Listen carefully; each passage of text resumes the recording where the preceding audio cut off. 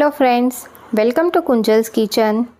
આજે આપણે બિલકુલ પણ તેલ ના ભરાય એવા બ્રેડ રોલ બનાવીશું અને એની ટિપ્સ હું તમને વિડીયો દરમિયાન શેર કરીશ. સાથે બ્રેડ રોલના મસાલામાં એક વઘાર કરીશું જેથી બ્રેડ રોલ બહુ જ ટેસ્ટી બનશે. તો વિડીયોને છેલ્લે સુધી જોઈ વિડીયો પસંદ આવે તો એક લાઈક કરી દેજો. તો સૌથી પહેલાં બ્રેડ રોલનો મસાલો તૈયાર કરીશું, જેના માટે અહીં મેં 500 ગ્રામ બાફેલા બટાકા લીધા છે. બટાકાને આ રીતે મેશ કરી લઈશું. એ પછી તેમાં સ્વાદ પ્રમાણે મીઠું નાખીશું અને સાથે 5 ચમચી અજમો લીધો છે. તો અજમાને આ રીતે હાથેથી થોડો મસળીને લેવાનો છે જેથી તેની ફ્લેવર બહુ જ સરસ આવશે. સાથે તેમાં 1 ચમચી આમચૂર પાવડર, અડધી ચમચી ચાટ મસાલો, અડધી ચમચી ગરમ મસાલો અને અડધી ચમચી લાલ મરચું પાવડર લઈશું. સાથે 1 ચમચી ધાણા જીરું પાવડર લેવાનો છે અને હવે તેમાં અડધો બાઉલ ભરીને સમારેલી કોથમીર નાખીશું. તો આ મસાલામાં કોથમીરનું પ્રમાણ થોડું વધારે રાખવાનું છે જેથી તેનો ટેસ્ટ એકદમ સરસ આવે છે.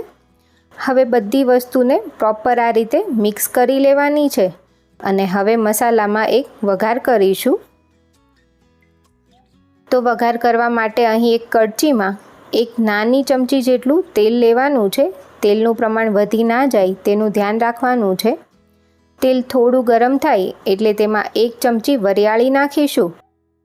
એ પછી તેમાં 5 ચમચી હિંગ લઈશું અને સાથે તેમાં 3 થી 4 લીલા સમારેલા મરચાં લેવાના છે. તો અહીં તમને જેવી તીખાશ ગમે એ પ્રમાણે લીલા મરચાં લેવાના છે.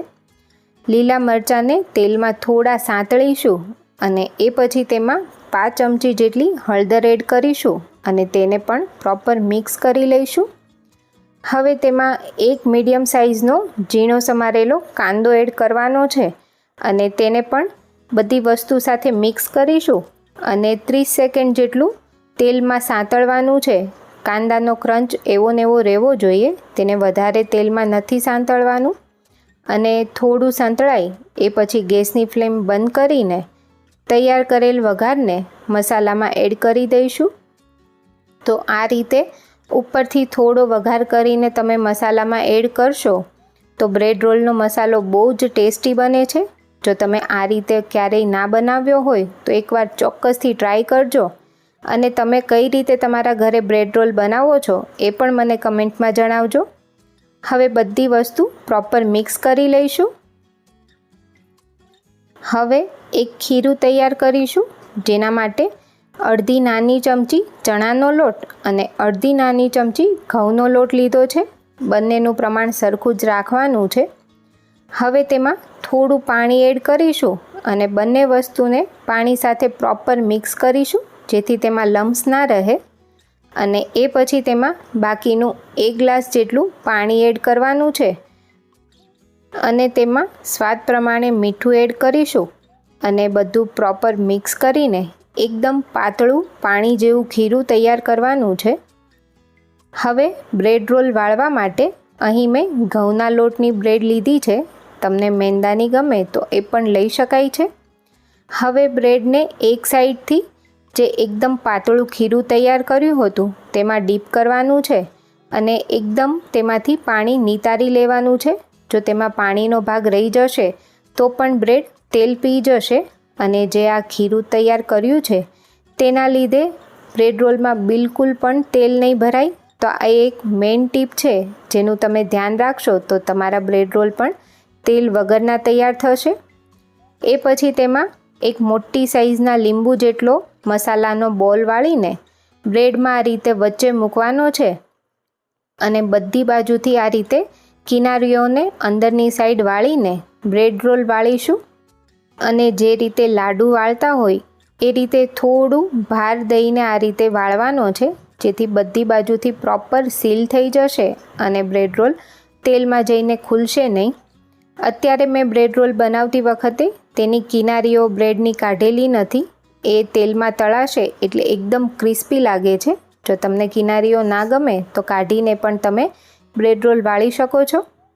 એવી જ રીતે બધા જ બ્રેડ રોલ વાળીશું અને જ્યારે બ્રેડને પાણીમાં ડીપ કરીએ ત્યારે પાણીને થોડું આ રીતે મિક્સ કરી લેવાનું અને એકદમ સરસ બધા બ્રેડ રોલ આ રીતે ટાઈટ વાળીને તૈયાર કરવાના છે. અને આટલા મેઝરમેન્ટમાંથી 11થી 12 નંગ જેટલા બ્રેડ રોલ તૈયાર થશે. હવે બ્રેડ રોલને તળી લઈશું, જેના માટે અહીં તેલ એકદમ સરસ ગરમ કરવાનું છે અને ગેસની ફ્લેમ ફૂલ રાખીશું અને ફૂલ ગેસ પર જ બ્રેડ રોલને તળવાના છે. તો આ એક બીજી ટીપ છે જેનું ધ્યાન રાખશો તો તમારા બ્રેડ રોલમાં ક્યારેય તેલ નહીં ભરાય.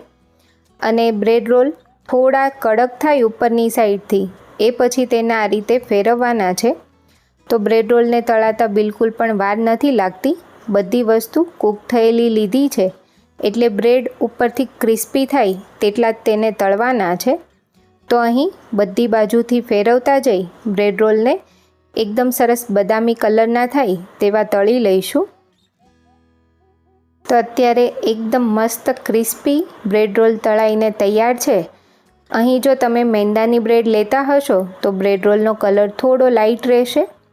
અત્યારે હું તમને બતાવું છું તો ટીશ્યુ પેપર પર પણ બિલકુલ પણ તેલ નથી દેખાતું, મતલબ બ્રેડ રોલમાં બિલકુલ તેલ નથી ભરાયું. તો જો તમે આ બે ટીપનું ધ્યાન રાખશો તો તમારા બ્રેડ રોલ પણ એકદમ ક્રિસ્પી અને ટેસ્ટી તૈયાર થશે. તો ઘરે એકવાર ચોક્કસથી આ રીતે બનાવજો અને જો રેસીપી પસંદ આવી હોય તો પ્લીઝ ચેનલને સબસ્ક્રાઈબ કરી દેજો. Thank you.